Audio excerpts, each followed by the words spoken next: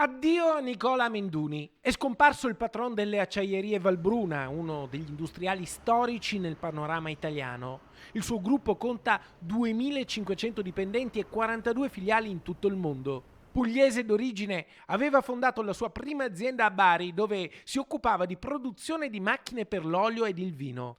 Dopo aver sposato la figlia di Ernesto Gresele, si trasferì a Vicenza, dove nel 1957 entrò nell'azienda del suocero, che con lui alla guida puntò sugli acciai inossidabili.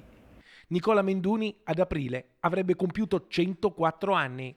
Stiamo parlando di un grande vecchio, di un grande saggio del Veneto, una persona che ha fatto grande il Veneto, una persona che ha dato lavoro e sta dando lavoro a migliaia di persone, che io ho sempre incontrato in ufficio, 103 anni, sempre in ufficio tutti i giorni, e penso di averlo sentito quasi tutte le settimane in questi anni, e quando vedeva che ero in difficoltà, magari con il Covid mi chiamava eccetera. Purtroppo il Covid è stato il suo contro fatale, però voglio veramente ricordare questo grande uomo che è stato anche un grande filantropo, ha donato molto alla sanità del Veneto, è sempre stato a disposizione per i progetti innovativi e quindi ci tenevo di ricordarlo veramente fino in fondo. Uomo di impresa, ma anche uomo del sociale, uomo della solidarietà.